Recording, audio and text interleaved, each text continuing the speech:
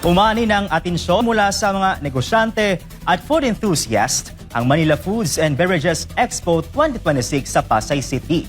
Natampok ang mga natatanging pagkain, inumin at food innovations. Si Jason Rubrico sa balita. Mistulang paraiso para sa mga mahilig sa pagkain ang World Trade Center sa Pasay City matapos buksan sa publiko ang Manila Foods and Beverages Expo o MAFBEX 2026.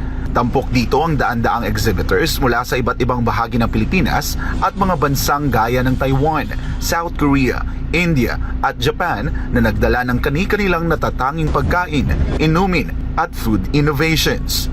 Bukod sa mga bagong produkto, tampok din sa Expo ang mga makabagong kagamitan at teknolohiya na makatutulong sa pagpapalago ng food and beverage industry.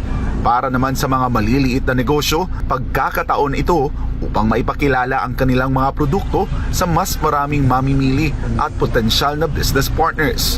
These types of expos are very important to promote the small businesses that's only starting. Actually kami, October pa lang kami nag-start and we're already given the opportunity to promote our products through these expos alongside with other big brands. It inspires me. Nagkakaroon tayo ng parang inspiration and hindi lang inspiration.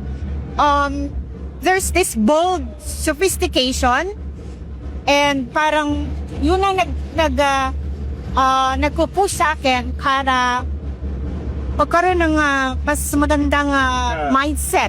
Malaking promotion ito because maraming audience itong food show na to. So we can highlight all our new products. This event really helps businesses like ours get noticed by distributors, resellers, and exporters. So it helps us get mileage to other countries. Inaasahan namang mas marami pang bisita ang dadagsa sa mga susunod na araw habang nagpapatuloy ang Expo hanggang June 14.